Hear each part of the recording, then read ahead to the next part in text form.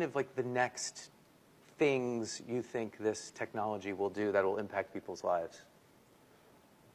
It's hard to pick one thing. I think it's going to be everywhere, right? Yeah. It's already sort of getting to be everywhere. ChatGPT has just made a lot of people realize that it's going to be everywhere. But it's already, you know, when Google does search, it uses big neural nets to help decide what's the best thing to show you. We're at a transition point now where ChatGPT is this kind of idiot savant, and it's also doesn't really understand about truth.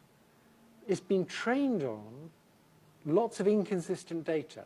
It's trying to predict what someone will say next on the web. Yeah. And people have different opinions.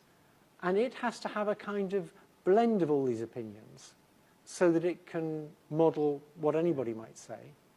It's very different from a person who tries to have a consistent worldview. Yeah. Particularly if you want to act in the world, it's good to have a consistent worldview.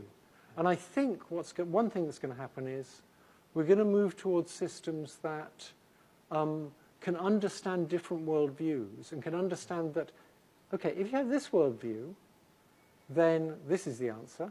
Mm. And if you have this other worldview, then that's the answer. We get our own truths.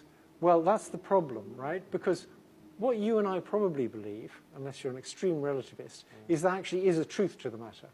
Certainly on many topics. On many topics. Or even most topics. Yeah, You like hope, the Earth is actually not flat. It just looks flat, right? Yeah, And so do we really want a model that says, well, for some people, like, we don't know? That's going to be a big issue, and we don't know how to deal with that at present. Yeah.